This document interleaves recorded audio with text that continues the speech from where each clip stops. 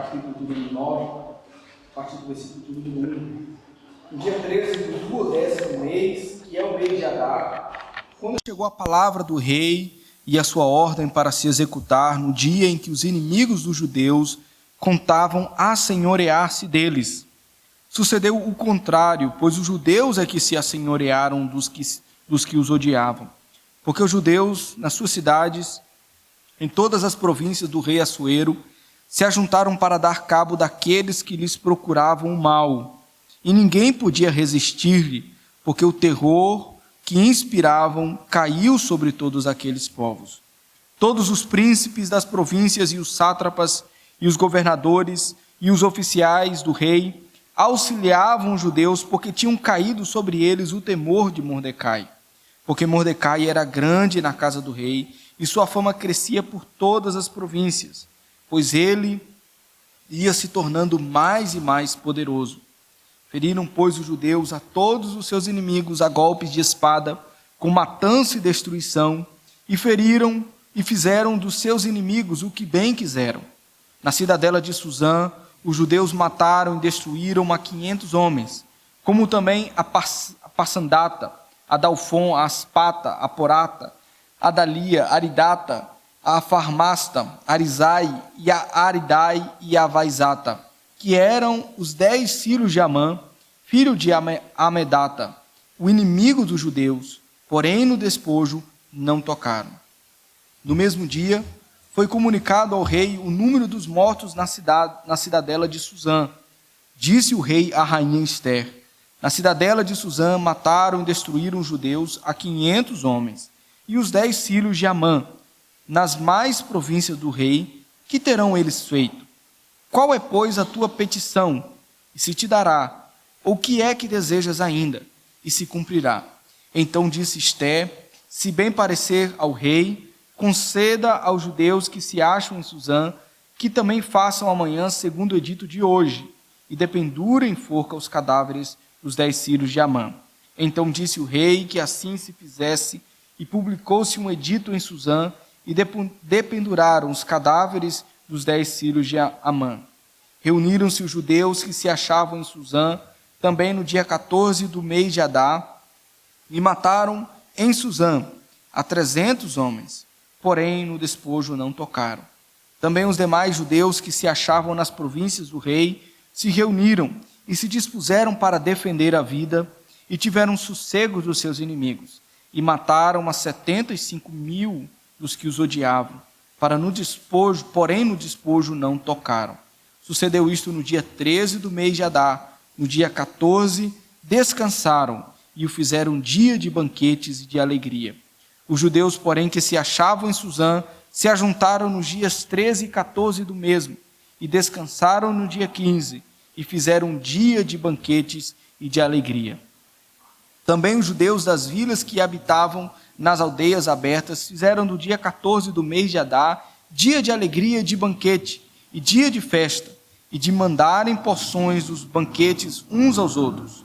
Mordecai escreveu estas coisas e enviou cartas a todos os judeus que se achavam em todas as províncias do rei Assuero, aos de perto e aos de longe, ordenando-lhes que comemorassem o dia 14 do mês de Adar e o dia 15 do mesmo, todos os anos, como os dias em que os judeus tiveram sossego dos seus inimigos, e o mês que se lhes mudou a tristeza em alegria, e de luto em dia de festa, para que os fizessem dias de banquete e de alegria, e mandarem porções dos banquetes uns aos outros e dádivas aos pobres. Assim, os judeus aceitaram como costume o que naquele tempo haviam feito pela primeira vez, segundo Mordecai lhes prescrevera, porque Amã, filho de Amadeta, o Agagita, inimigo de todos os judeus, tinha intentado destruir os judeus e tinha lançado o pur, isto é, sortes, para os assolar e destruir.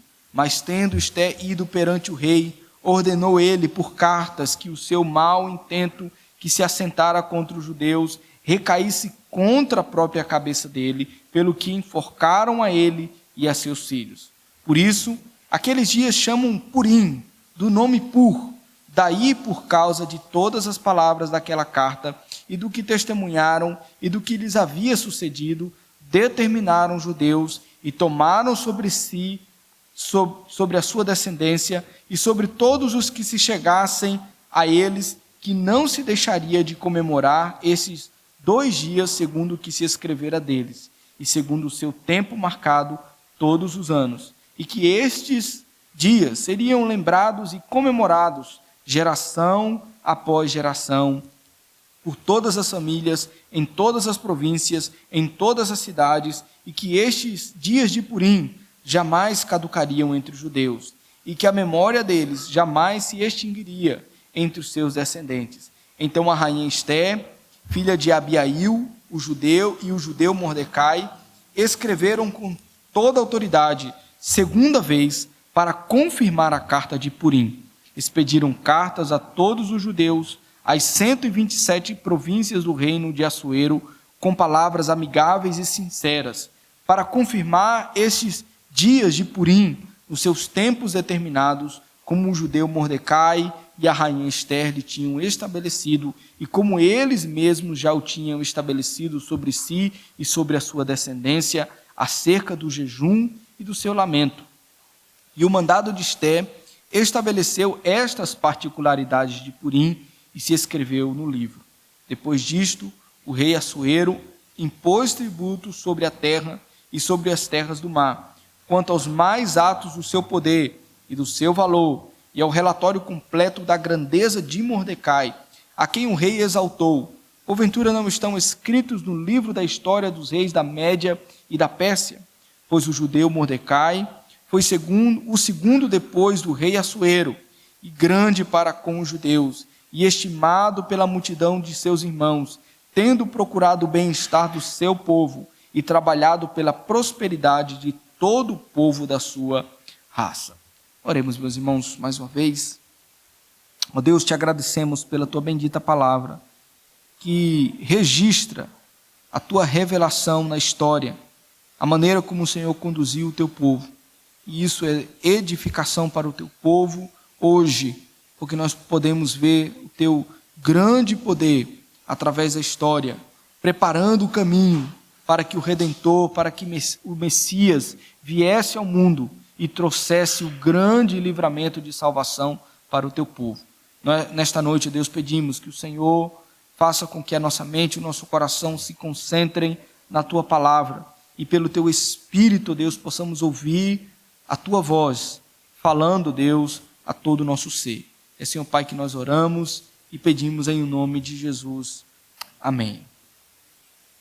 Irmãos, será que as coisas elas irão melhorar, especialmente neste ano, né, que nós temos vivido tantas coisas que são, no mínimo, estranho para a nossa geração, para a nossa realidade nos dias de hoje. Nós temos especialmente dias de pandemia do coronavírus, que até o presente momento já infectou, apenas no Brasil, 3.012.412 pessoas, e 100.477 pessoas morreram como consequência, ou foram infectados e morreram por causa do Covid. Esse é o número das 32 semanas acumuladas desde que os primeiros casos foram registrados no nosso país. Então, se a gente olha de forma global no mundo, o número é bem maior. No mundo, nós vemos que o mesmo pensamento, o mesmo sentimento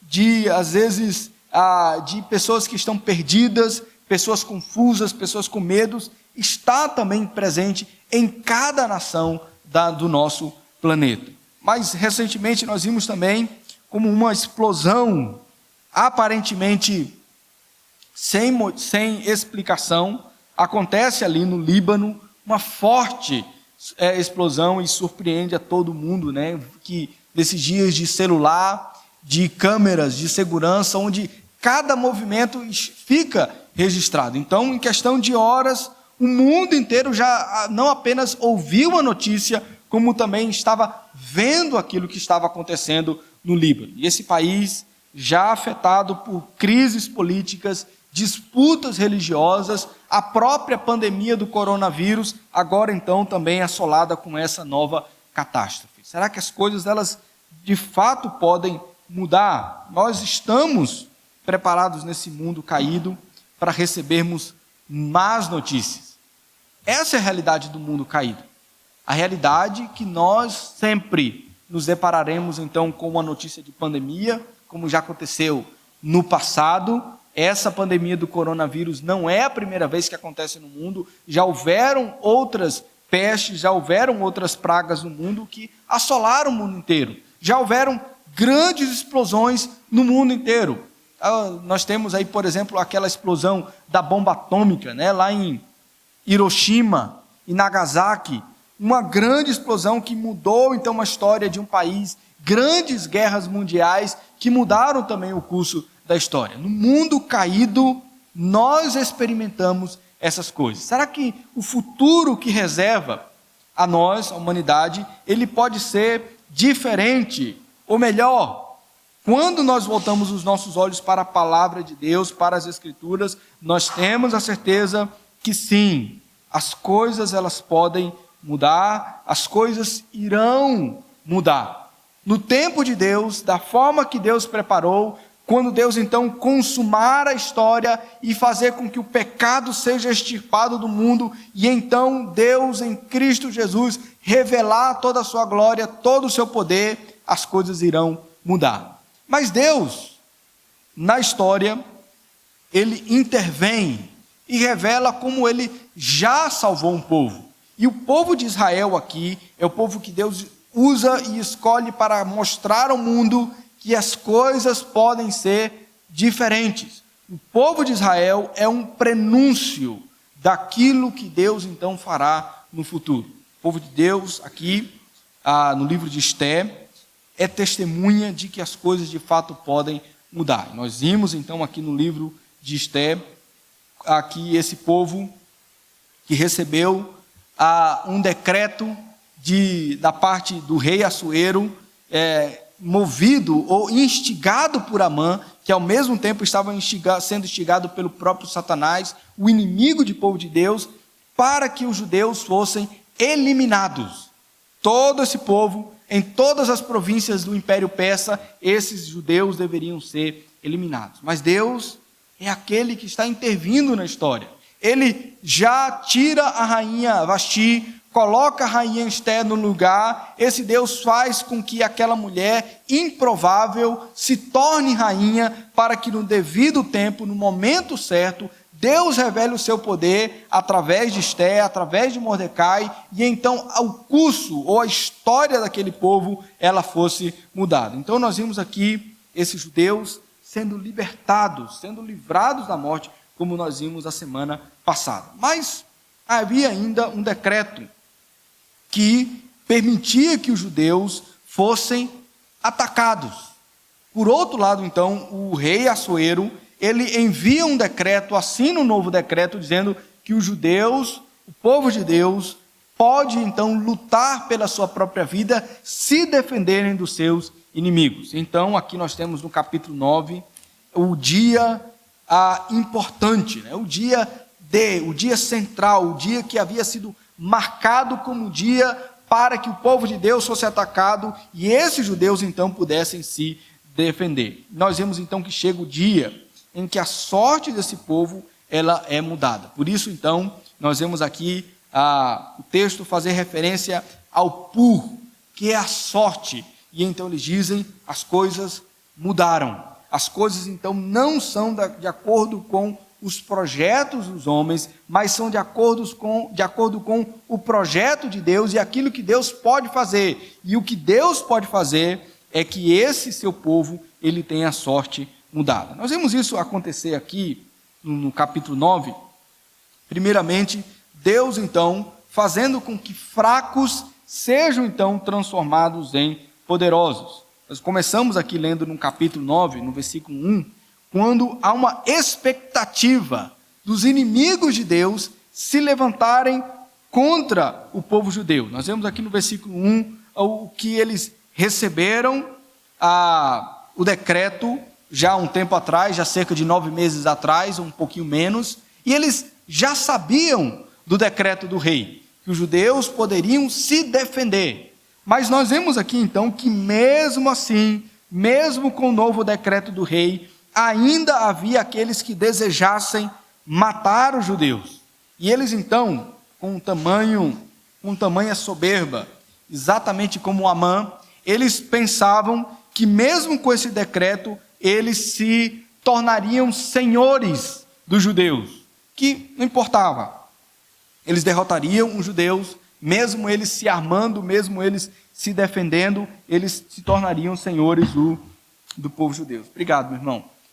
Nós então vemos aqui, eles usando esse dia, mesmo contra todos os prognósticos, mesmo contra o decreto do rei, usam esse dia para atacar os judeus. E o texto então nos diz aqui, e sucedeu o contrário, pois os judeus é que se assenhorearam dos que os odiavam. Então naquele dia, eles não prevaleceram com o povo de Deus, contra o povo de Deus, e então eles foram derrotados. Mas é interessante a forma como que o narrador explica como isso aconteceu.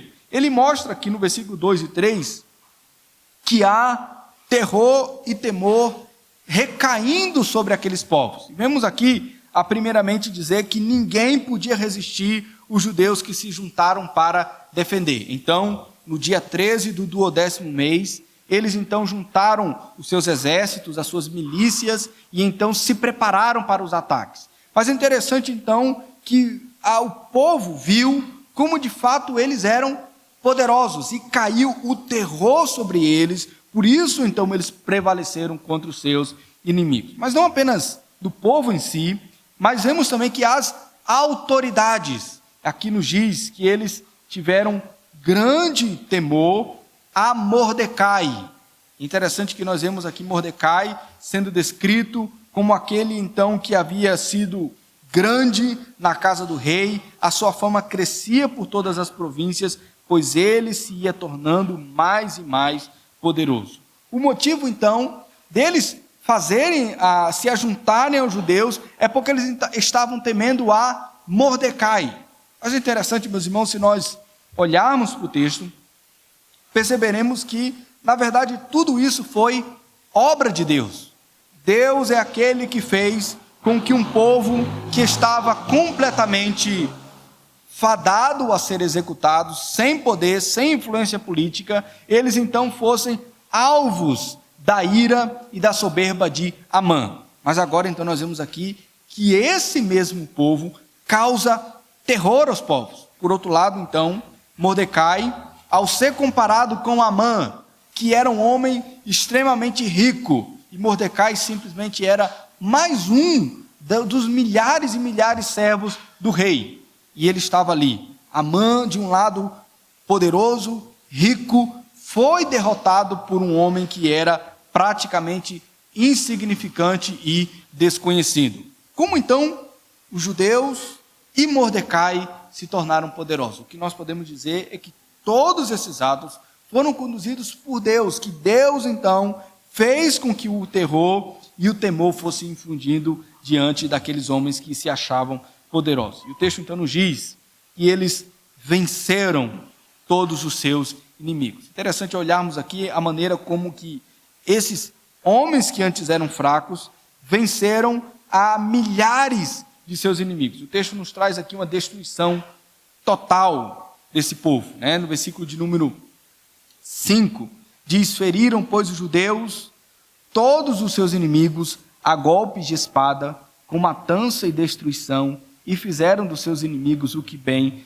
quiseram. Percebam, meus irmãos, aqui a intensidade com que o ataque dos judeus é revelado. Foi com espada, com golpes de espada, com matança, com destruição, dizendo ninguém pôde resistir. Foi de fato um ataque total e destrutivo em relação aos seus inimigos. Mas talvez isso daqui soe para a gente um pouco estranho, especialmente quando nós olhamos para o Novo Testamento e quando fala a respeito dos inimigos, aqueles que perseguem, a palavra do Senhor diz: orem pelos seus inimigos, não paguem o mal pelo mal, Como então conciliar um povo que está se levantando com golpes de espada, com destruição, e eles aniquilam completamente os seus inimigos? Lembremos, meus irmãos, que esse ataque, ele precisa ser entendido à luz do contexto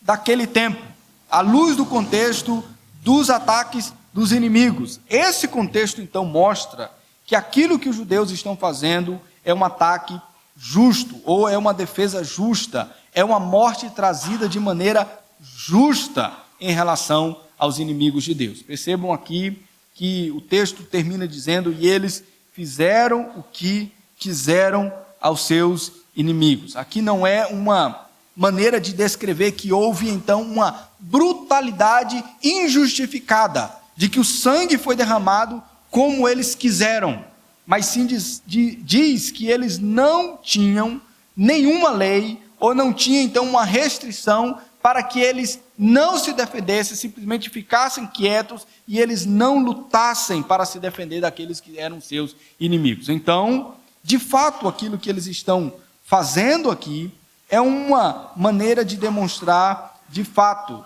que foi uma ação justa. Os povos, então, que estavam atacando os judeus, eles estavam fazendo isso porque eles amaram derramar sangue inocente. Eles não tinham motivo nenhum para se levantar contra os judeus. Eles simplesmente disseram: nós vamos matar. E parece, como nós já vimos anteriormente, que alguns deles parece que pagaram para matar os judeus. Que eles então tinham tanto prazer na morte dos judeus, simplesmente porque eles queriam ver a destruição completa desses homens. Por outro lado, então, nós vemos um ataque que é justo, de acordo com a lei, de acordo com aquilo que deveria ser uma justa retribuição daqueles, então, que banalizavam a vida. Percebam aqui também que os ataques, o ataque dos judeus foi um ataque direcionado àqueles que eram os seus inimigos,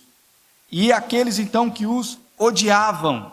Não era simplesmente a todas as pessoas, não saíam com a espada no meio da rua e quem estivesse na frente deles, eles iriam então a matar. Eram simplesmente aqueles que se levantaram contra os judeus, e se levantaram contra os que os odiavam, e eram apenas os homens que se levantaram então contra essas pessoas. Percebam, meus irmãos, aqui que esse povo de Deus age então de forma justa.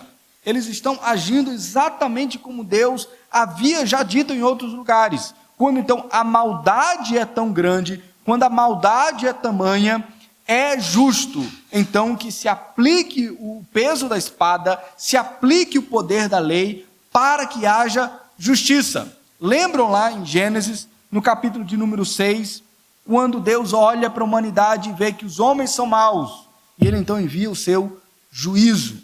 Depois nós vemos em Gênesis capítulo 11, na Torre de Babel, os homens então querendo exaltar o seu próprio poder, e então se juntam, e Deus diz que se eles fizessem isso, a maldade ia ser cada vez maior. Então Deus envia novamente o seu juízo sobre aqueles homens lá em Babel. E assim acontece ao longo da história do povo de Deus. Deus então envia a nação de Israel, e muitas vezes envia trazendo a espada para ir contra nações que estão vivendo em pecado, que banalizam a vida. Por exemplo, nós temos povos em que eles sacrificavam seus filhos aos falsos deuses, colocavam seus filhos em um grande altar e queimavam seus filhos, porque eles banalizavam a vida, quebravam a lei de Deus, não faziam a vontade do Senhor. Então por isso o justo castigo se recaía sobre a vida deles, porque eles eram de fato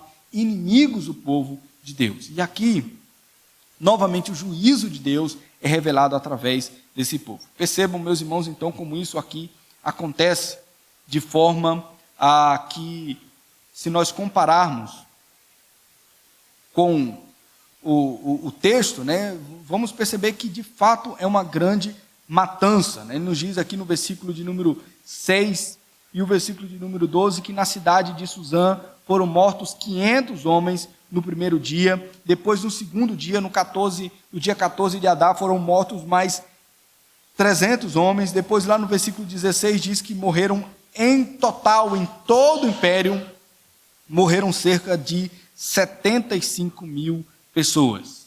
Nós então vemos aqui que 75 mil homens que odiavam os judeus, que queriam aniquilar os judeus, que mesmo com o decreto do rei, eles diziam: nós somos melhores, nós somos superiores, nós sim derramaremos o sangue dos judeus. Então, Deus faz com que esses judeus vençam, e eles, fracos como eram reputados, triunfassem sobre os seus inimigos. Então eles venceram os seus inimigos. Mas é mais ainda interessante, nós percebemos aqui que esse povo se estabelece não por causa daquilo que era a conquista pura e simples dos seus inimigos. E isso é visto aqui, meus irmãos, quando nós olhamos no versículo 10, 15 e 16, que eles não tocaram no despojo dos seus inimigos.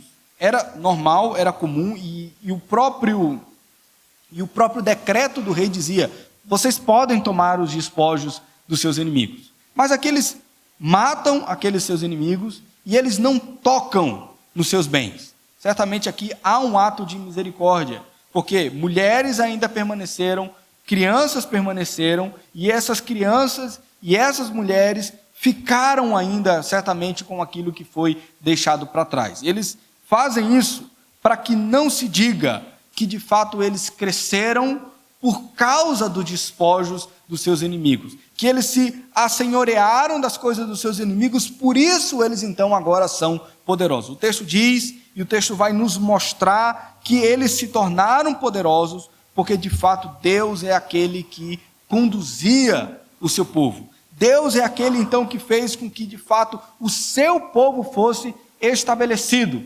não pelo poder dos homens, mas pelo poder de Deus que estava sendo revelado através deles. Nós vemos aqui, meus irmãos, que esse povo age agora de maneira que o nome deles seja perpetuado, o nome do povo de Deus seja perpetuado. Lembram que Amã era um homem que se gabava dos seus filhos, dizia: eu tenho riquezas e eu tenho filhos, uma multidão de filhos, e então ele tinha segurança de que o seu nome seria estabelecido para sempre, porque ele tinha uma grande quantidade de filhos. Naquele tempo, então, ter filhos representava a permanência de um nome.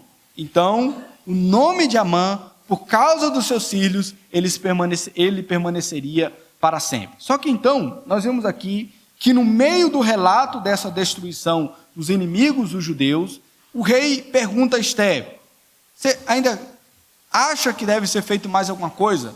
Esté, então, se lembra dos filhos de Amã e diz que os filhos de Amã deveriam ser pendurados exatamente como Amã havia sido pendurado, em uma exposição de que Amã já não mais tinha descendência. Amã já não tinha mais a quem representasse o seu nome no futuro.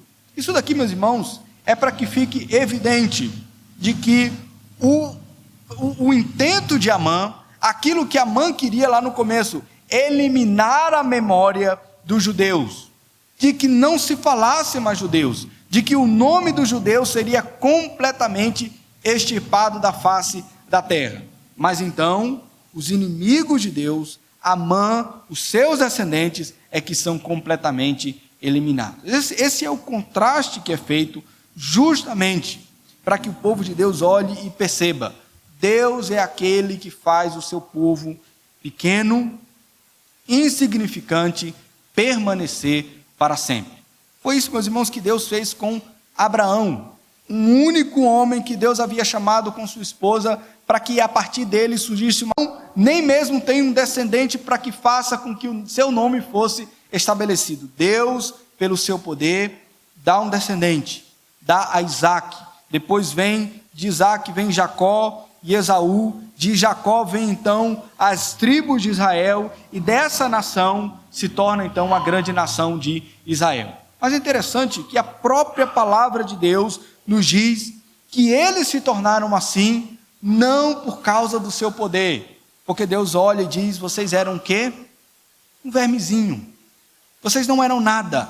Vocês não foram escolhidos por causa do poder de vocês. Vocês foram escolhidos por causa da graça de Deus. Deus então fez com que um povo fraco, um povo pequeno, prevalecesse e tornasse então esse povo de fato um povo poderoso. Não por causa deles, mas por causa do poder de Deus que havia transformado esse povo. Deus então, meus irmãos, usa o seu poder através dos fracos para envergonhar os que pensam que podem triunfar pelo seu próprio poder. Nós vemos isso quando, por exemplo, o apóstolo Paulo diz lá na segunda carta aos Coríntios, quando ele se depara com a sua própria fraqueza. E ele diz que orou ao Senhor por causa de um mal que o atingia, enviado da parte de Satanás, para como que fosse uma tentação permanente, ou trouxesse algum tipo de aflição. E ele roga ao Senhor que tirasse essa aflição dele. Então, Deus diz: a minha graça te basta, porque o meu poder se aperfeiçoa na fraqueza. Meus irmãos, esse é o método de Deus.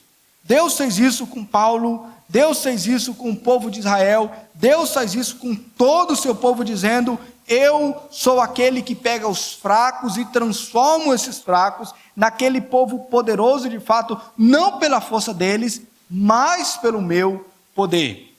E às vezes nós então caímos e pecamos contra o nosso Senhor, quando nós invejamos o poder dos homens, quando nós tememos o poder dos homens, e pensamos então que nós seremos estabelecidos, que nós teremos sucesso, quando nós somos poderosos, igual aqueles homens que não temem ao Senhor. Deus não precisa do nosso poder, Deus não precisa da nossa riqueza, Deus não precisa de nada que seja feito por nós para que o poder dele seja exaltado. O que ele faz através de homens e mulheres fracos.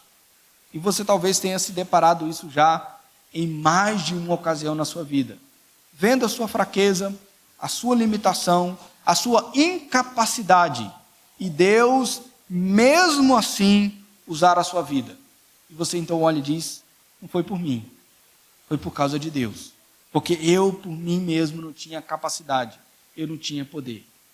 Esse é o método então que Deus usa para fazer com que Deus revele o seu poder através dos fracos. Talvez você, lendo o livro de Esther, tenha se perguntado lá desde o início: por que Deus simplesmente não eliminou Amã antes mesmo dele fazer o decreto?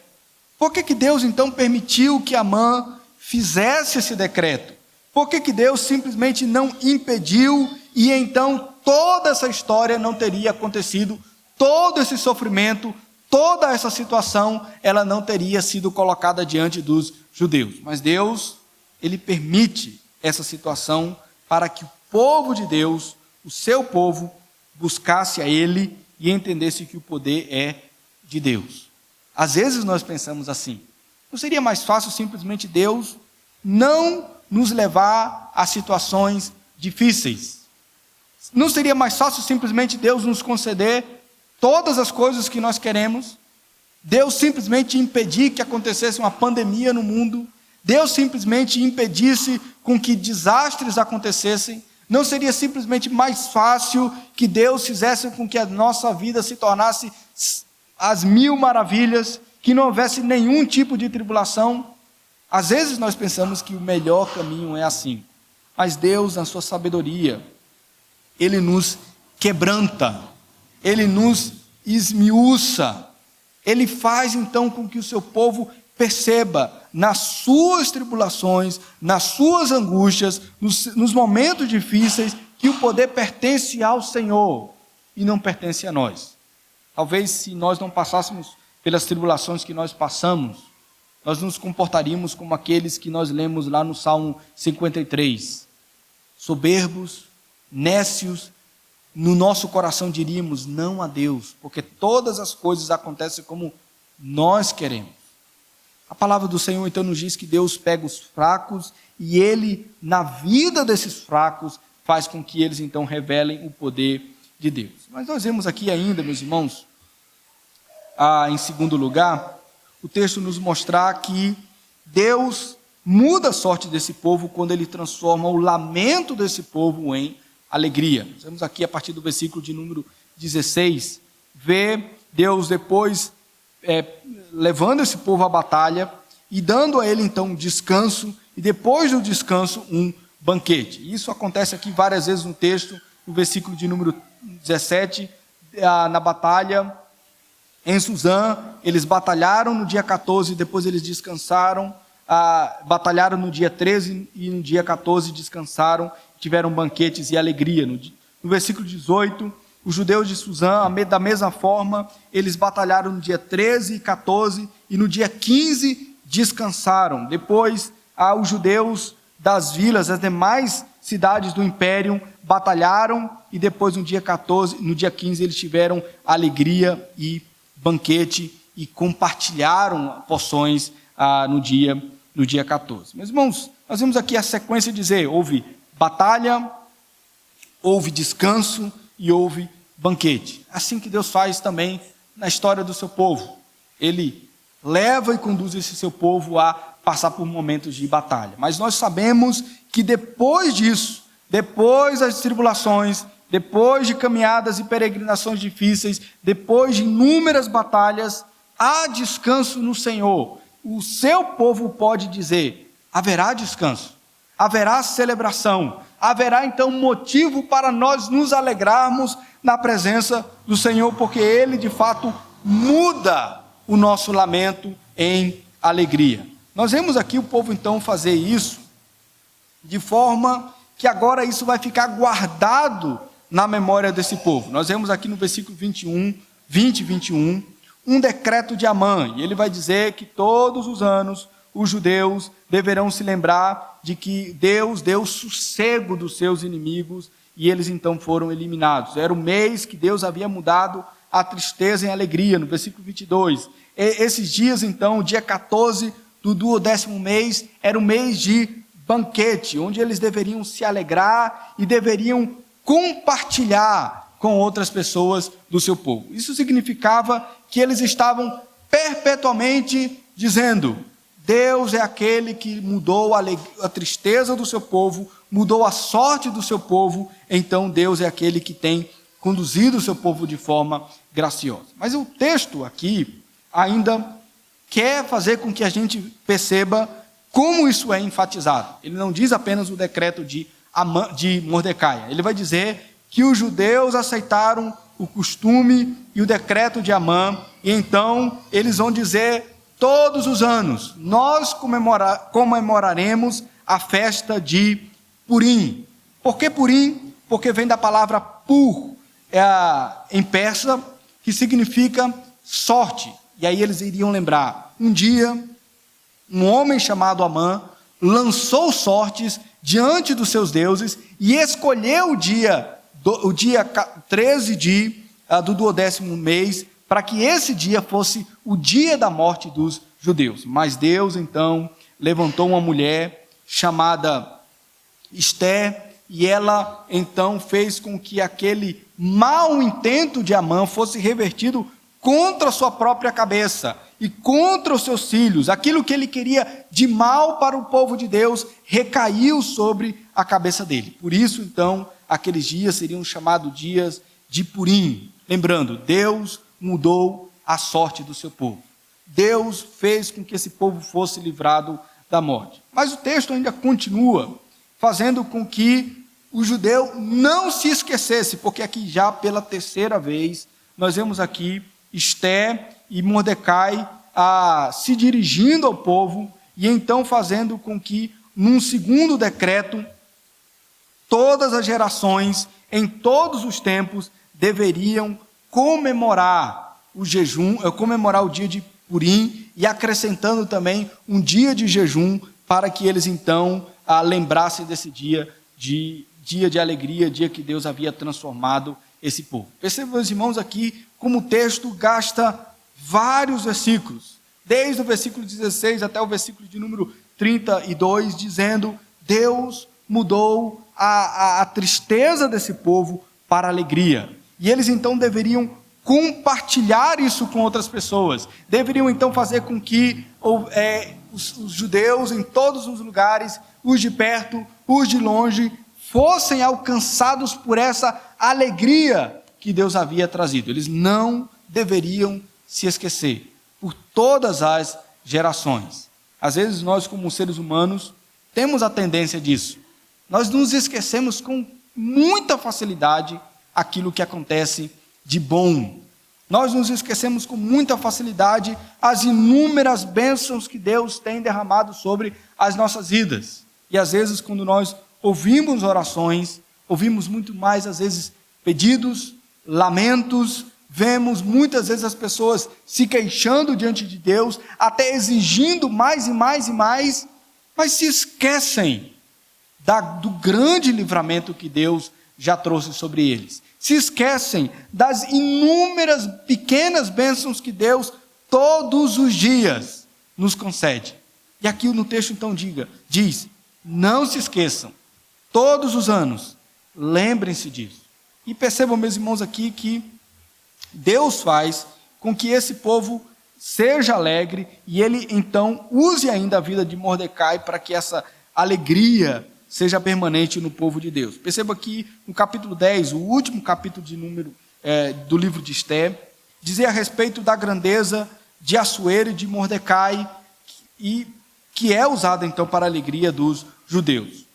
Assuero, por um lado, ele é aquele que traz tristeza ao povo, porque ele vai expandir os impostos, expandir o tributo sobre a terra, sobre as terras do mar, que são as ilhas. Isso significava que haveria mais peso de impostos, que o povo deveria trabalhar mais para manter todo aquele império. Em determinado momento, esse império iria cair, já não restaria mais nada deles, seria conquistado pelo império grego e eles deixariam de existir. Mas o texto então nos registra que Mordecai, por outro lado, é aquele que cresceu em poder, e ele não usou esse poder para benefício próprio, para engrandecer o seu próprio nome. Perceba aqui que por 4 vezes o texto nos diz, ele então era o segundo em maior poder dentro do reino, e então ele usou o seu poder para com os judeus, e ele então era estimado pelos seus irmãos, ele procurou o bem do povo, e ele trabalhou pela prosperidade da sua raça. Ele então, igualmente, crescia em poder, mas Deus então fez com que esse poder de Mordecai fosse usado para a alegria do seu povo, e não para que ele engrandecesse a si mesmo.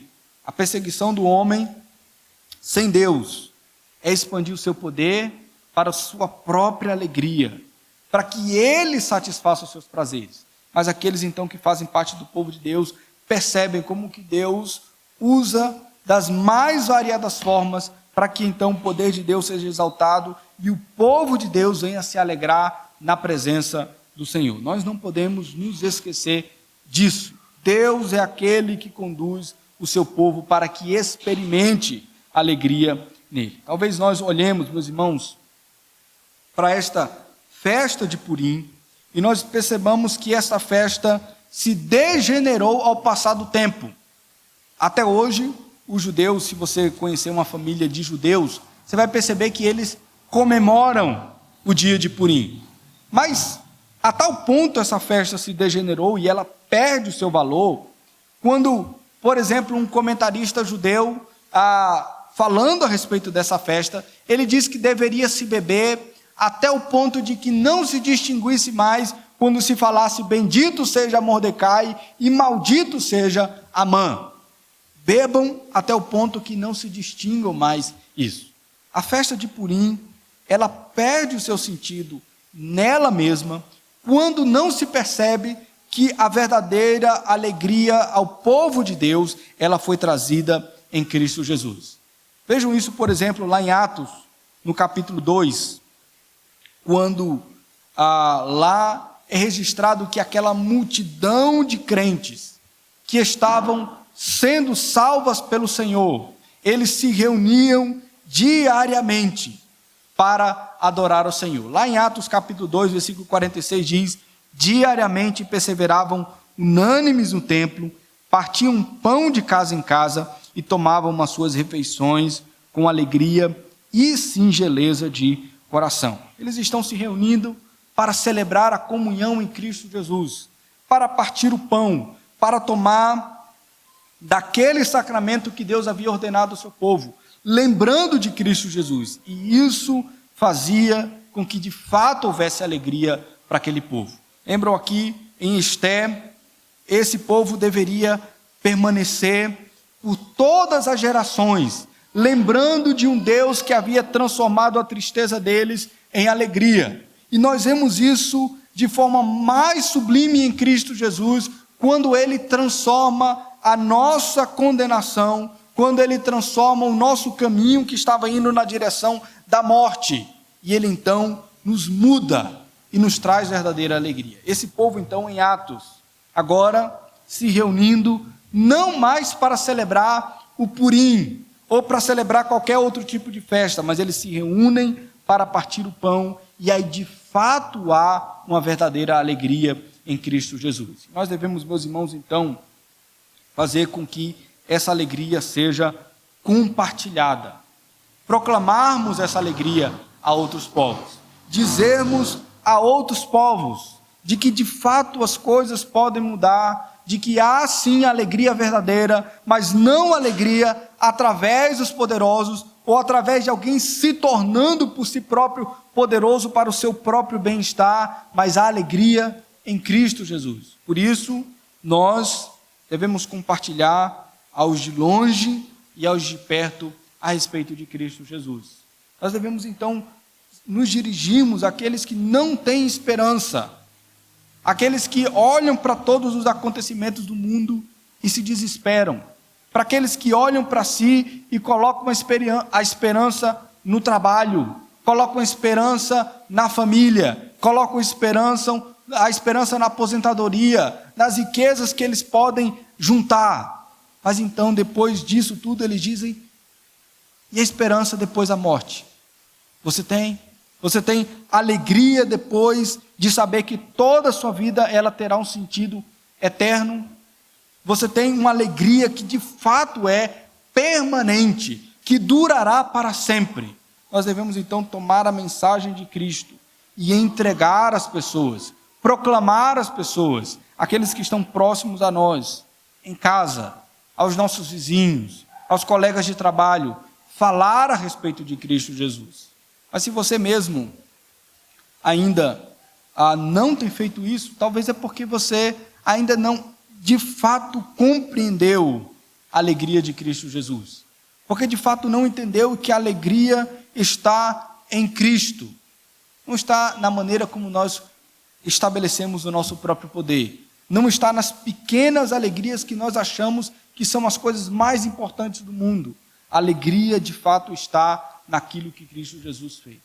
Mas nós precisamos também levar essa alegria aos de longe, aqueles que estão distantes de nós. E nós fizemos isso hoje ao nos comprometermos em envolver-nos com um trabalho missionário, ajudarmos e nos empenharmos em anunciarmos o evangelho daqueles que estão distantes de nós também. Mas a palavra do Senhor nos diz: tanto os daqui, aqueles que estão ao nosso redor, quanto aqueles que estão longe de nós também. Meus irmãos, o livro de Esté, ele nos faz descansar na providência de Deus, que sustenta a sua eterna aliança com o seu povo. Ele faz com que o seu plano seja executado através de improváveis meios, através de homens e mulheres fracos, para que o poder dele seja exaltado. Deus resgatou e preserva o seu povo através do sacrifício de seu Filho, que se fez servo sofredor, mas foi exaltado acima de todo nome. Por causa de Cristo, podemos nos alegrar e banquetear na presença de Deus para todo o sempre. Que a nossa confiança esteja no Senhor, naquele que preserva o seu povo. Vamos orar, meus irmãos. Ó Deus, nós te agradecemos pela tua bendita palavra, que nos dá segurança eterna, que nos faz, ó Deus, permanecermos firmes para todo sempre. O poder não está em nós, a glória não é nossa, a glória é do Senhor e o poder está no Senhor, para que as coisas sejam transformadas e as coisas sejam diferentes, para que as nossas vidas sejam mudadas e nós sejamos transformados pelo Senhor.